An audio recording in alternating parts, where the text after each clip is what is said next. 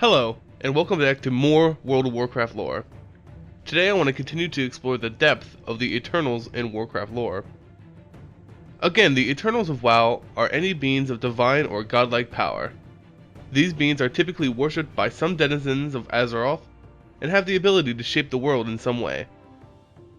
And there is one Eternal who has certainly shaped the natural state of Azeroth. That Eternal is the ancient known as Malorne, the Way Watcher. Malorne is an ancient of Azeroth, and one of the oldest beings to come into existence. Being an ancient means that Malorne's great power lays in nature itself, and in turn, he was the protector of all things natural on Azeroth. He wandered the wild places of the world, and eternally took the form of a giant white stag. The oldest record of Malorne comes from an ancient Tauren folktale titled The White Stag and the Moon. The story describes a tribe of Tauren hunters who are tracking a giant white stag. The majestic creature runs frantically for its life until it finds itself cornered. With no place left to go, the giant stag leaped into the heavens. The great stag thought his escape was assured, but he soon found that his antlers had become snared in the very stars of the sky. Soon the helpless beast was visited by the moon goddess herself, Alune. Alune saw the creature struggling and fell immediately in love. She made a deal with the great stag. She would release him from his starry prison in exchange for his company and love.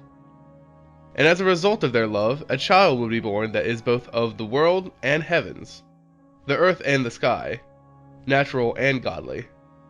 This child's name would be Cenarius, but his story deserves more time to tell than this video is focused on his father, Malorne. From this folktale, if you can take it literally, you can assume that Malorne may not have been as powerful as he is currently. If this story is literal, Malorne was just a normal stag, besides the fact that he was huge and white, and Alune took pity on this creature who was being hunted. She granted him immense power so that he may elude his would-be hunters. After granting the stag these powers, she fell in love with him, and they conceived a child. I for one have some issues with this literal interpretation of this folktale. Mainly the idea of the Tauren hunting this great beast. Yes, Tauren are a tribal people who hunt for glory and for survival, but they are also a race who respects nature and the demigods who protect it. I doubt that the Tauren would have been hunting Malorne at all, so I believe this folktale is merely just a story told by the Tauren to explain the relationship between Malorne and Alune. The child that was born to Malorne and Alune, Cenarius, could not live in the sky with his mother, so he was sent to Azeroth to live with his father. Being the protector of nature meant that Malorne could not properly care for his child, and thus he asked for assistance. He went to the leader of the Green Dragonflight and asked Ysera, the Dreamer, to foster his child.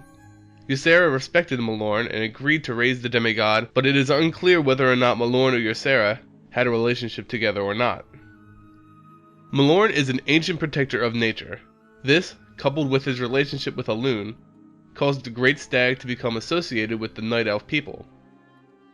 Milord has showed himself only a few times to the Night Elf people, but in each case, the very presence of Malorne calmed a crisis which would have devastated the Night Elf civilization. The Great Stag is a talented diplomat and exudes a calming aura around him. Merely showing himself was all that was needed to end two different civil wars between the Night Elf people, before they ever began. During the War of the Ancients, the demons of the Burning Legion were granted access to Azeroth thanks to the willingness of Queen Azara of the Highborn.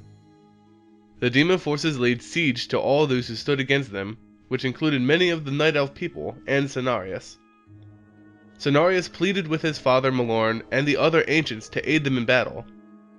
They saw the Legion as a serious threat to nature and to Azeroth as a whole and agreed to help in its defense.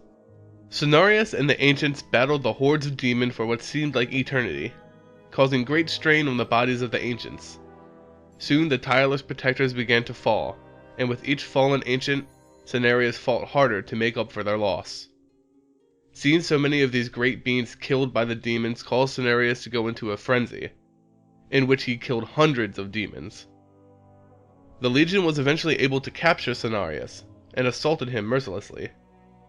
But before they could kill the demigod, his father Malorne, the Way Watcher, stepped into the fray. He blinded those demons who had pinned his son down with a blinding white light, and proceeded to crush hundreds of them with his massive hooves. Malorne looked towards the commander of the Night Elf army, Gerard Shadowsong, and immediately he and the others knew they needed to remove Cenarius from the field of battle so that he could recover from his injuries. Malorne's fury knew no bounds. He trampled scores of demons and impaled countless more with his antlers. His fury could have turned the tide of battle, but it was not to be. Archimonde the Defiler had taken the field. Archimonde was the commanding overlord of the Burning Legion forces and the left hand of its highest lord, the fallen titan Sargeras. Archimonde was unbelievably powerful, yet Malorne charged him as if he was just another demon.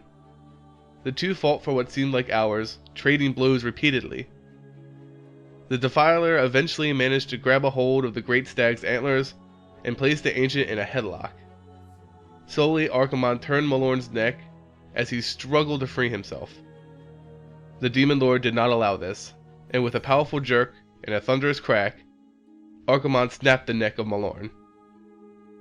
His death was witnessed by the Night Elf people, one of which being Malfurion Stormrage. Being a powerful druid, Malfurion cast a spell on Archimonde which plagued him with vines that continuously snared his legs. The land and I are one. Frantic to escape these vines, Archimonde vanished in a green flame and left the field of battle. Only a few moments after Malorne's death and the retreat of Archimonde, the dragon aspects Alexstrasza and Ysera took the battlefield with their dragonflights. Ysera, having a profound friendship with Malorne, screamed at the sight of his lifeless body. She flew to him, dispatching all demons who stood between her and Malorne. She did something which has only occurred a few times in history.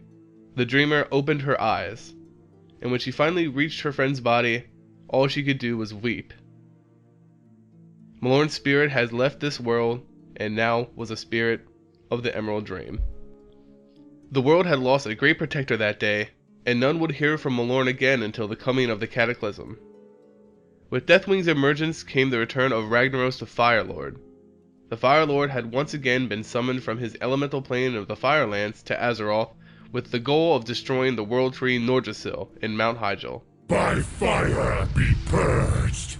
With Ragnaros' forces bearing down on the sanctuary of Malorne, Malfurion Stormrage and Archdruid Hummel Runetotem sought to resurrect the fallen ancient. The ritual to revive Malorne took some time to complete, but with the help of heroes, he was brought back just in time to defeat Lord Ranalith, a powerful magma giant sent by Ragnaros to stop the ritual. Finally returning to this world, Malorne seeks only to protect nature as he had once done before. He starts with the protection of Mount Hyjal and the World Tree, defending it alongside other ancients from those who would see it burn to the ground. And that is currently where Malorne the Waywatcher resides. No one knows if he will play a significant role in future expansions, but I would place my bet on him being a significant part of an Emerald Dream expansion if they ever decide to do one. Let me know what role you guys think Malorne would play in an Emerald Dream expansion. Like and subscribe if you enjoy my videos, and I'll see you all next time.